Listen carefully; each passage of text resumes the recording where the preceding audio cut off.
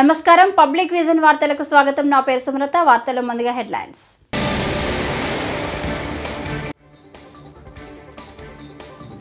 జేసీబీపై ప్రయాణిస్తూ ముంపు ప్రాంతాలను పరిశీలించిన సీఎం చంద్రబాబు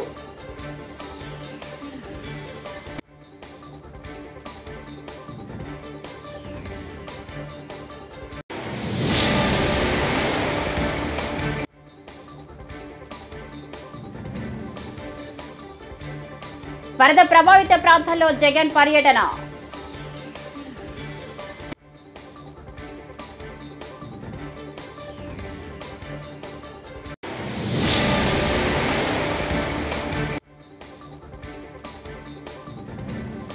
భారీ వరదలతో విరిగిపోయిన ప్రకాశం బ్యారేజ్ గేట్లు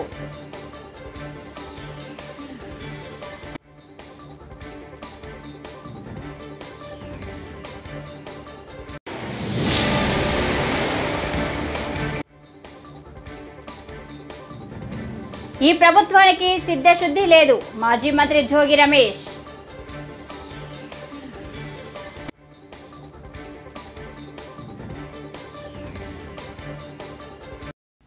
ఇక డీటెయిల్స్ చూస్తే ఏపీ సీఎం చంద్రబాబు విజయవాడలోని వరద ముంపు ప్రాంతాల్లో జేసీబీ ఎక్కి పర్యటించారు.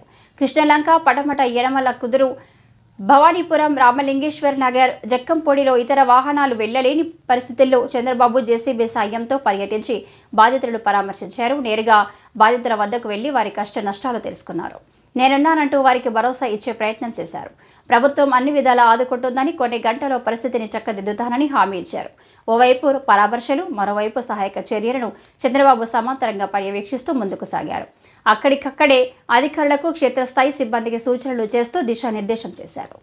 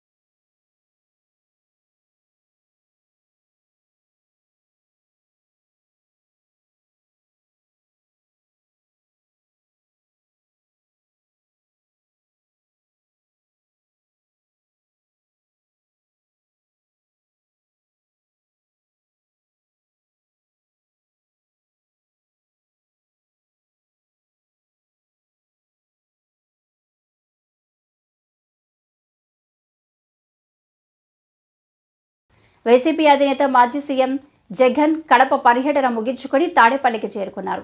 మార్గ మధ్యలో విజయవాడ కృష్ణలంక ఏరియాలోని రిటైనింగ్ వాల్ వద్ద కృష్ణానది వరద ప్రవాహాన్ని పరిశీలించారు. మధ్యాహ్నం 3 గంటలకు విజయవాడలోని వరద బాధిత ప్రాంతాల్లో ఆయన పర్యటించనున్నారు.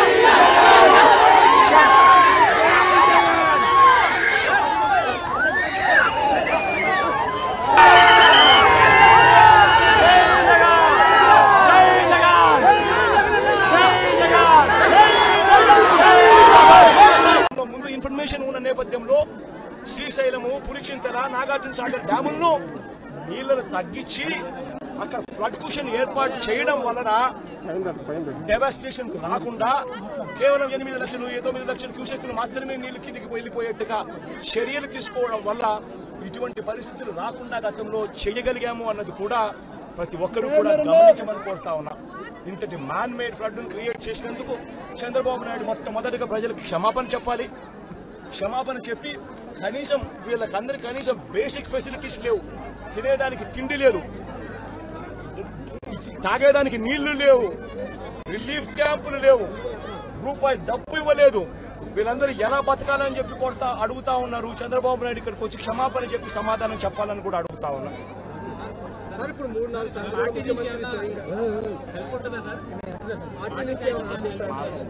పార్టీ నుంచి మొత్తం అందరూ కూడా క్రియాశీలకంగా పార్టిసిపేట్ చేస్తారు. పార్టీ క్యాడర్ ఇప్పటికీ క్రియాశీలకంగా పార్టిసిపేట్ చేస్తూ ఉంది. సీను దగ్గర నుంచి ఎమ్మెల్యేలు కంటెస్ట్ చేసిన వాళ్ళందరూ, కార్పొరేటర్ల స్థాయి నుంచి అందరూ కూడా ఇక్కడే ఇదే నీటిలోనే ఉన్నారు. ఈ రోజు నుంచి కాదు 2 రోజుల నుంచి కూడా ఇదే కార్యక్రమాలే చేస్తూ ఉన్నారు. ప్రజలకు అందుబాటులో కొద్దో గొప్ప వీళ్ళు చేయగలిగిన కాడికి ఖచ్చితంగా చేస్తూ ఉన్నారు. కానీ ప్రభుత్వం అనేది స్పందించాలి. అది మోస్ట్ ఇంపార్టెంట్. ప్రభుత్వం అనేది పలికితే జగన్ ప్రభుత్వంలో కూడా ప్రభుత్వం ఉండేది. కానీ జగన్ ప్రభుత్వంలో ఏ ఒక్కరూ కూడా ఎప్పుడూ కూడా డిస్సాటిస్ఫైడ్ గా ఎప్పుడూ లేరు. ఎందుకు లేరు అని అంటే కారణం జగన్ ప్రభుత్వంలో ఒక వాలంటీర్ వ్యవస్థ ఉండేది. జగన్ ప్రభుత్వంలో ఒక సచివాలయ వ్యవస్థ ఉండేది. ఈ వాలంటీర్ల వ్యవస్థ, ఈ సచివాలయాల వ్యవస్థ గ్రామ స్థాయిలో వార్డు స్థాయిలో మమేకమై ఉండేది. వీళ్ళందరూ కూడా వాలంటీర్లందరూ కూడా ఎప్పుడు వరద వచ్చినా ఎప్పుడు తుఫాన్ వచ్చినా వీళ్ళ సహాయ సహకారాల వల్లే గొప్పగా ఎటువంటి కంప్లైంట్స్ ప్రజల నుంచి రాకుండా సాచురేషన్ పద్ధతిలో ప్రజలకు మంచి చేయగలిగారు. తుఫాన్ వచ్చినప్పుడు జగన్ ముఖ్యమంత్రిగా ఉన్నప్పుడు తుఫాన్ వచ్చినప్పుడు కలెక్టర్ గారికి నేను చెప్పేవారు, నేను మీకు వారం రోజులు టైం ఇస్తా ఉన్నా, వారం రోజుల తర్వాత నేనే వస్తాను, వచ్చిన తర్వాత నేను ప్రజలతో మమేకమై నేను అడుగుతాను. ఏపీలో కురుస్తున్న భారీ వర్షాలకు విజయవాడలోని ప్రకాశం బ్యారేజీకి వరద ఉధృతి క్రమంగా పెరుగుతుంది. వరద పోటెత్తడంతో పలు బోట్లు కొట్టుకొచ్చి బ్యారేజీలోని గేట్లు ఢీకొట్టాయి. దీంతో బ్యారేజీలోని 3 గేట్లు భారీగా ధ్వంసమయ్యాయి. విరిగిపోయిన గేటును పైకెత్తే చైన్ లింక్ దిమ్మ కూడా డ్యామేజ్ అయినట్టు సమాచారం. దీంతో ఏం జరుగుతుందా అని స్థానికులు ఆందోళన చెందుతున్నారు.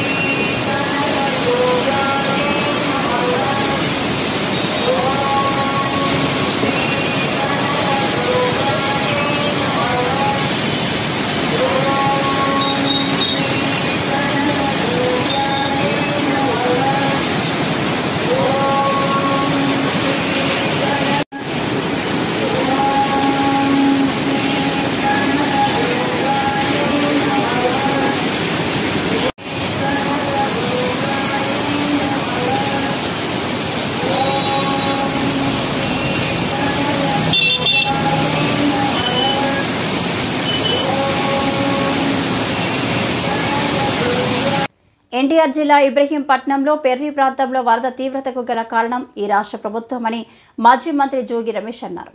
సోమవారం ఇబ్రహీంపట్నంలోని పవిత్ర సంగమం వద్ద వరద నీరు చేరుకోవడంతో వరద తీవ్రతపై మీడియాతో మాట్లాడుతూ ఇప్పుడు ఉన్న ప్రభుత్వానికి కనీసం సిద్ధశుద్ధి లేదని పూర్తిగా అర్థమవుతుందని అన్నారు. వరద వస్తుందని ముందుగానే రాష్ట్ర ప్రభుత్వానికి సమాచారం తెలిసినా అలాంటి చర్యలు చేపట్టలేదని మండిపడ్డారు.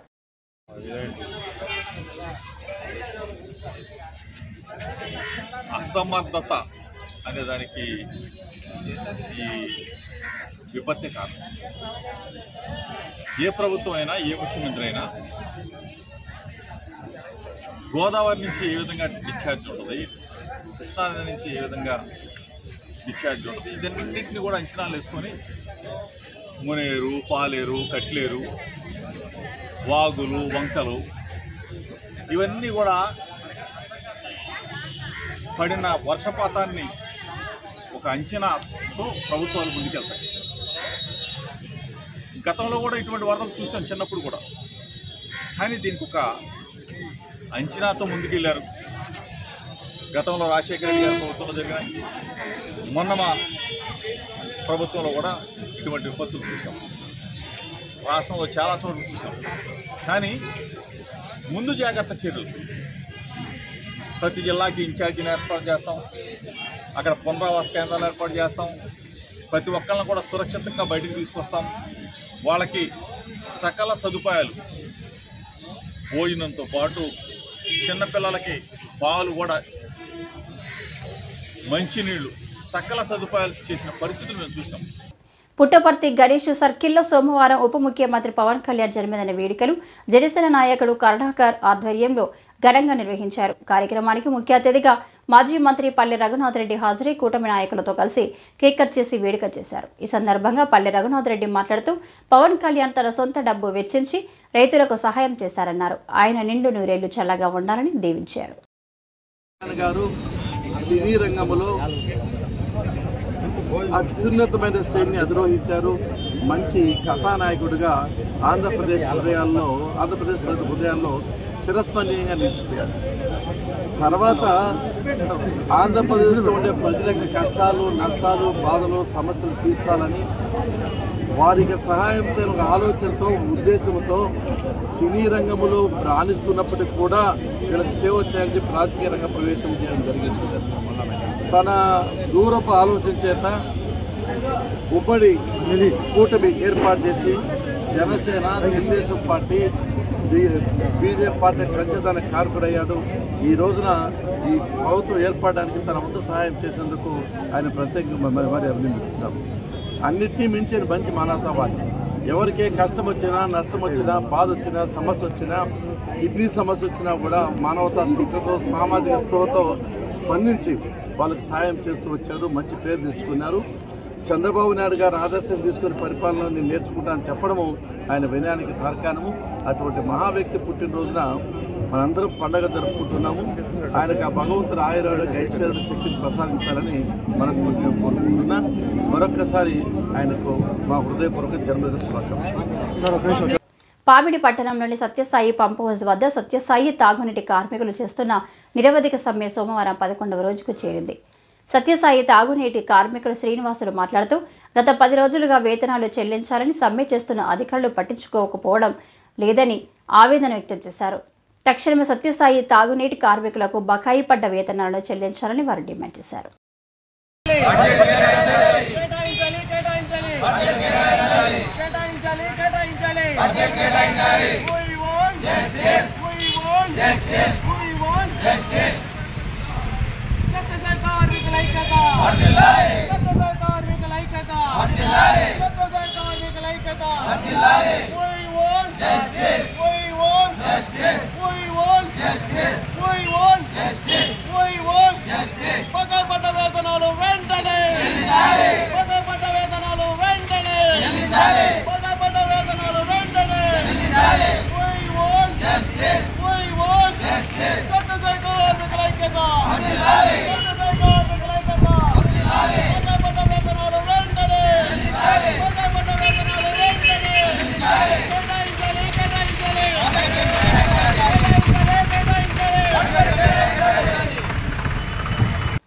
కళ్యాణదుర్గం పట్టణంలోని టౌన్ పోలీస్ స్టేషన్లో సోమవారం డీఎస్పీ రవికుమార్, సిఐ హరినాథులు విలేకరుల సమావేశం. డీఎస్పీ మాట్లాడుతూ కళ్యాణదుర్గం పట్టణంలోని ఉమానగర్ నందు వాహబ్ ఖాన్ ఇంటి ముందు నిలిపి ఉన్న మోటార్ సైకిల్ను ముద్దాయి పాతన్న తన వద్ద ఉన్న మారు తాళాన్ని ఉపయోగించి దొంగలించుకొని పోయాడు. కళ్యాణదుర్గం పోలీసులు పాతన్నను అరెస్టు చేసి 16 మోటార్ సైకిళ్లను రికవరీ చేశారు.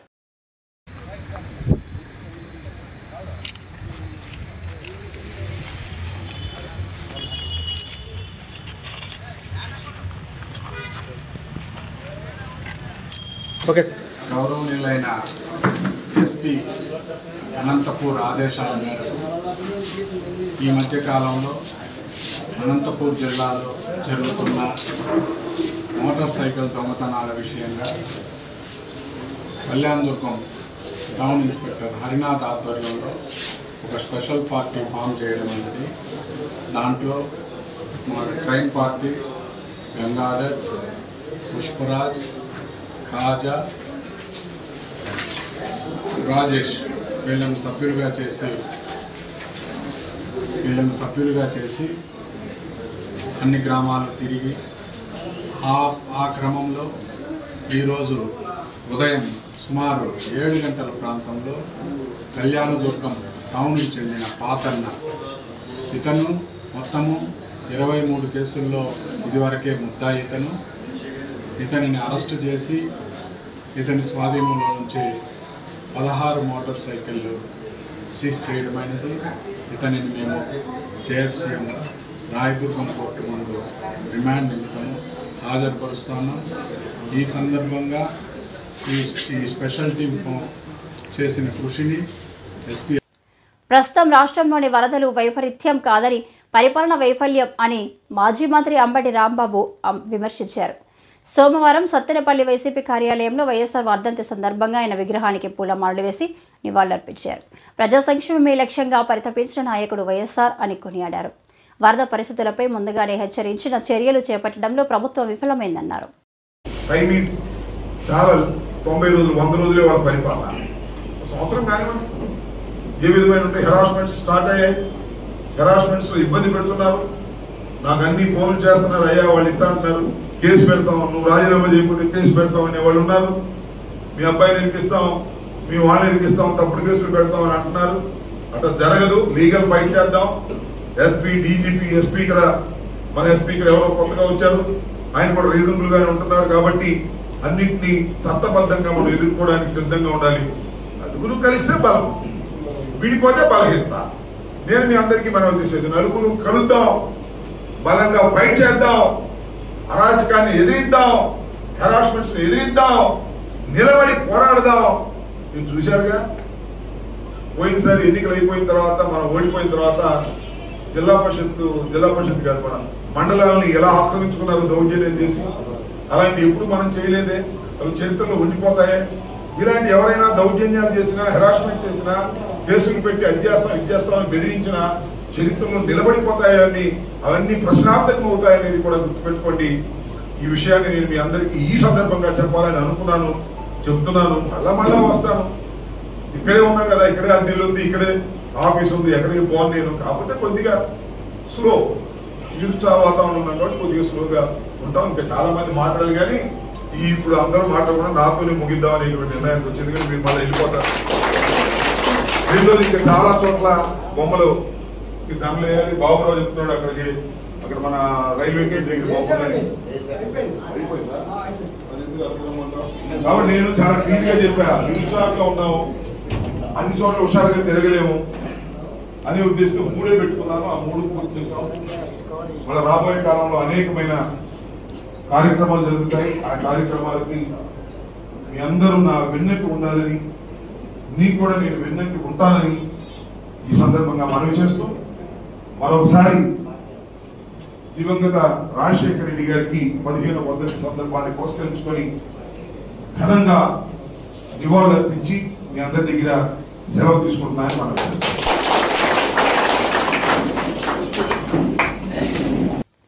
విజయవాడలో వరద బాధితులకు పంపిణీ చేసేందుకు భీమవరంలోని ఓ ప్రైవేటు కాలేజీ హోటల్లో తయారు చేస్తున్న ఆహార పదార్థాలను కలెక్టర్ చదలవాడ నాగరాణి సోమవారం పరిశీలించారు. ఈ సందర్భంగా ఆమె మాట్లాడుతూ విజయవాడలోని సింగ్ నగర్, నున్నా, పాయకపురం తదితర ప్రాంతాల వరద ప్రాంతాల ప్రజలకు అందించేందుకు సిద్ధం చేస్తున్నామన్నారు. కార్యక్రమంలో పలువురు అధికారులు ఉన్నారు.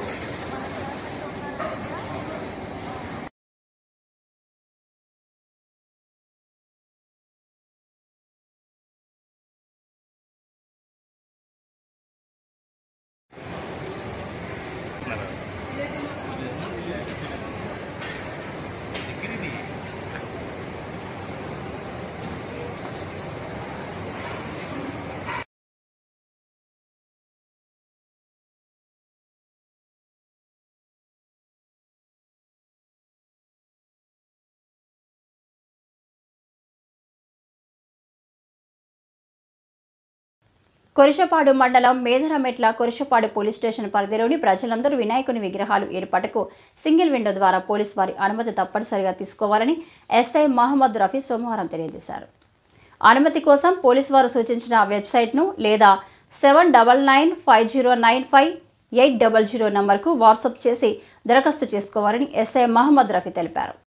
కొరిషపాడు మండలం మేదరమెట్ల పోలీస్ స్టేషన్ పరిధి గ్రామ ప్రజలకు విజ్ఞప్తి, మీరు వినాయక చవితి సందర్భంగా రాబోయే ఏదైనా మండపాలు పెట్టుకోవడానికి విగ్రహాలు పెట్టుకునేదానికి అందరూ కూడా సింగిల్ విండో సిస్టమ్ ప్రకారం ఖచ్చితంగా మీరు పర్మిషన్ తీసుకోవాల్సి ఉంటుంది.